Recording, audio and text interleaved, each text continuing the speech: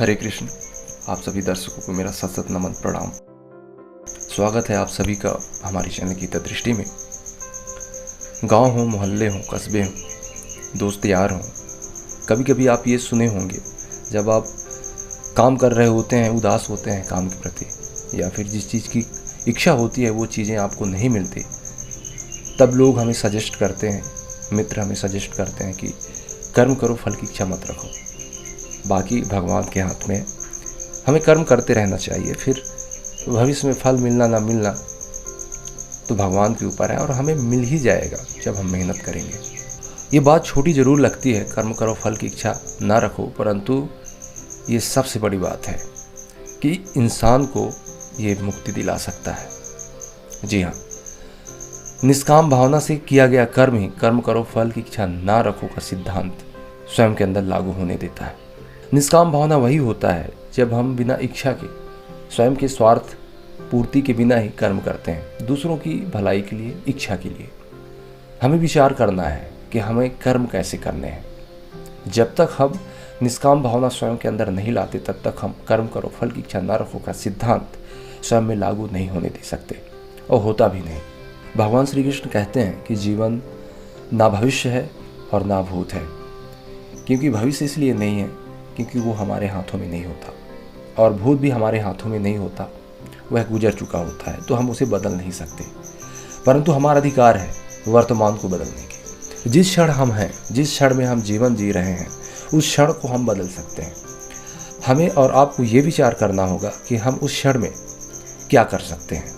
हम स्वार्थ हित के लिए काम करें या धर्मयुक्त होकर कर्तव्य पालन के लिए काम करें।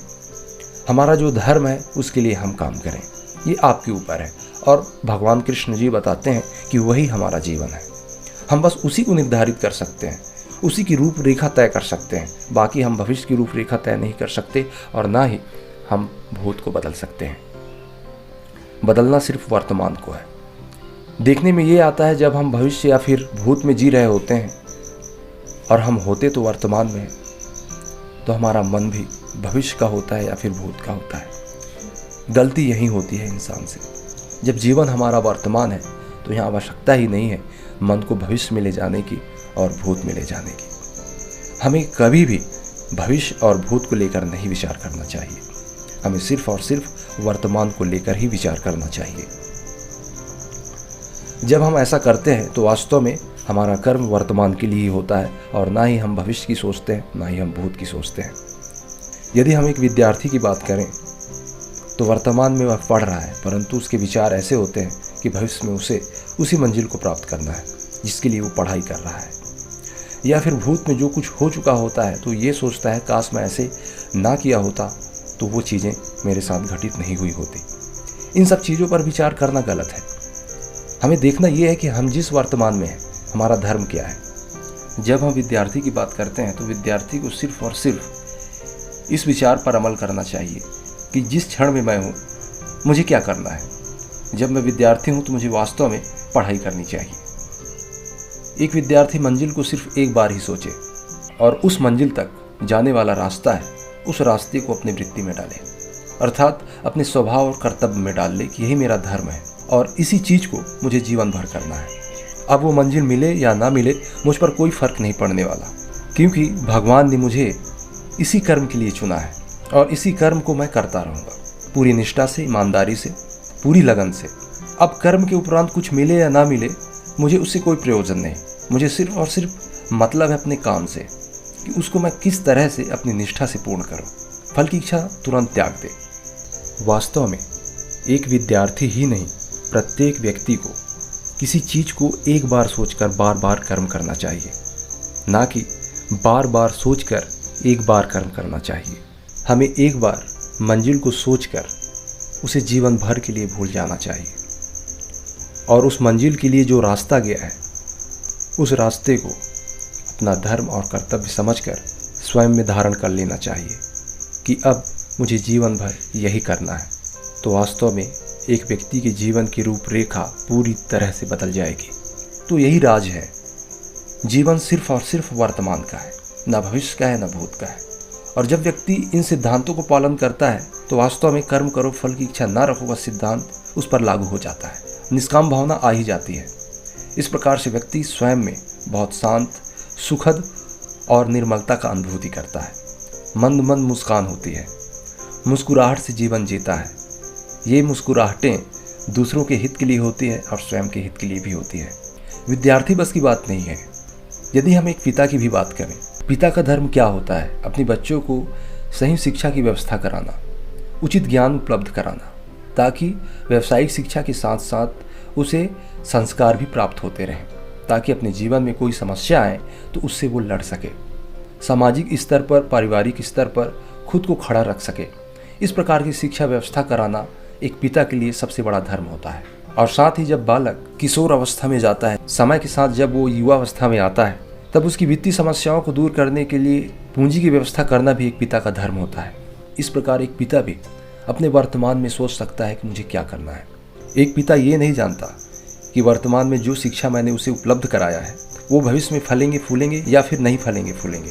वो ये नहीं जानता जो मैं आज पूंजी की व्यवस्था कर रहा हूँ वास्तव में उसे भविष्य में मिल पाएंगे या फिर नहीं मिल पाएंगे। परंतु एक पिता सिर्फ ये जरूर जानता है, उसका इस पर जरूर अधिकार है कि वर्तमान में वो क्या कर रहा है, अपने धर्म का पालन कर रहा है। जो शिक्षा उपलब्ध करा रहे हैं अपने बच्चे को, वास्तव में वो वर्तमान का है। वो वर्तमान में सब कुछ कर रहा है अपने बालक के लिए, अपने धर्म का पालन कर रहा है।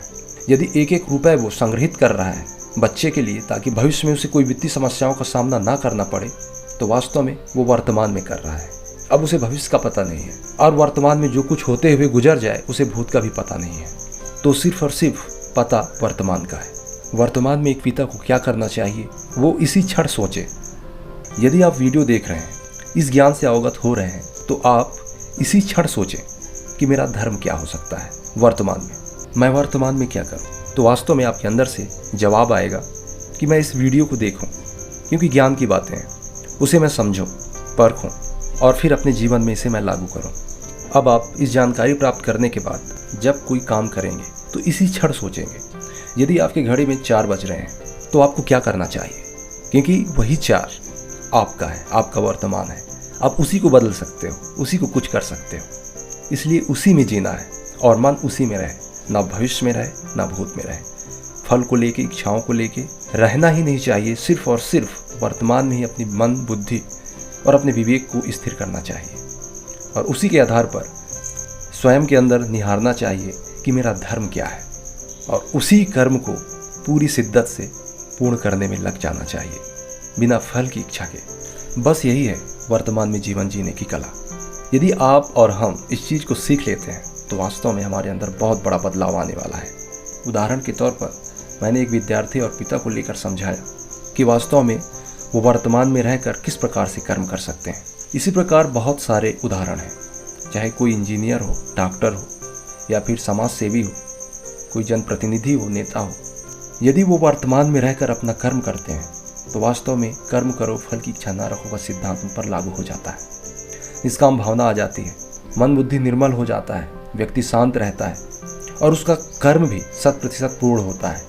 ऐसा इसलिए क्योंकि व्यक्ति का मन कर्म पर पूर्ण रूप से स्थिर हो जाता है, अपना कर्म बड़ी लगन और शिद्दत से करने लगता है। यही अंतर है कि फल की इच्छा से कर्म करने का अर्थ कुछ अलग होता है और बिना फल की इच्छा से कर्म करने का अर्थ कुछ अलग होता है और दोनों में बहुत अंतर दिखाई देते हैं। ज्ञान सुनने से ये चीज़ें नहीं प्रकट होंगी। यदि आप इसे अपने जीवन पर लागू करते हैं तो इसका अनुभव आप सभी को होने लगेगा। इस प्रकार ब्रह्मसूत्र और उपनिषदों के सार कहे जाने वाले गीता महानतम ग्रंथ हैं। इसलिए व्यक्ति चाहे किसी भी जाति, संप्रदाय, धर्म का हो, अपने जीवन में गीता का एक बार अध्ययन अवश्य करना चाहिए। इस प्रकार अंत में आपसे विदा लेते लेते मैं भगवान श्री कृष्ण जी के द्वारा बताया गया एक श्लोक बोलना चाहूँगा। और भगवान श्री कृष्ण कहते हैं, प्रकृति क्रियमाणानि गुणैः कर्माणि सर्वशः अहंकार विमूढ़ात्मा कर्ताहमिति मन्यते तत्त्ववित्तु महाबाहो गुण कर्म विभाग्यो गुणा गुणेषु वर्तन्ते इति मत्वा न सज्जते। इस श्लोक के माध्यम से भगवान श्री कृष्ण हमें बताते हैं कि वास्तव में प्रकृति के गुण ये सभी कर्म कर रहे होते हैं। एक व्यक्ति अहमवश, जो अंदर भावना होती है कि मेरा नाम अमित है और मैं ही कर्म करता हूँ, इसी बात को भगवान श्री कृष्ण कहते हैं अहंता भाव। यही अहम भाव है। अहम भाव का मतलब सिर्फ यही है कि संसार में कोई मुझे जाने या ना जाने, मैं खुद को जानता हूँ और मैं हूँ। मैंपन होने का एहसास। किसी भी कर्म को करें, उसको करने में मैंपन का एहसास कि मेरे द्वारा हुआ। गलती सिर्फ यही हो जाती है एक व्यक्ति से, और भगवान बार बार इन चीज़ों को छोड़ने की बात करते हैं, क्योंकि कर्म प्रकृति और प्रकृति के गुणों द्वारा ही होते हैं। जो व्यक्ति इन सब चीज़ों को जानता है, वास्तव में वो तत्व से खुद की आत्मा को जानता है। जब व्यक्ति अपनी आत्मा को जानता है तो इन सब बातों का ज्ञान उसको मालूम हो ही जाता है, अनुभव हो ही जाता है। इस प्रकार भगवान श्री कृष्ण इस श्लोक के माध्यम से हमें उपदेशित करते हुए वर्तमान में जीवन जीने की कला सिखाते हैं। इस प्रकार आप और हम इसी क्षण से वर्तमान में जीना सीखें, और वर्तमान में ही इसी क्षण से निर्धारित करें कि हमारा कर्म क्या है, हमारा कर्तव्य क्या है। हम भविष्य पर अपने विचार को न ले जाएं और ना ही भूत पर अपने विचार को ले जाएं। सिर्फ वर्तमान में हम स्थिर कर लें, तब हमारे द्वारा किया गया कर्म 100% पूर्ण होगा और पूरी शुद्धता के साथ ही होगा। यदि यह ज्ञान आपको अच्छा लगता है तो इस चैनल को आप सब्सक्राइब कर सकते हैं, लाइक कर सकते हैं, दूसरों को शेयर कर सकते हैं, और हमारे बेल आइकन को आप प्रेस कर सकते हैं ताकि जो भी नई वीडियो बने आप तक सूचना के रूप में उपलब्ध हो सके। आज के लिए बस इतना ही। आप सभी को मेरा पुनः नम्र निवेदन, प्रणाम। आप सभी दर्शकों को हरे कृष्ण, नमस्कार।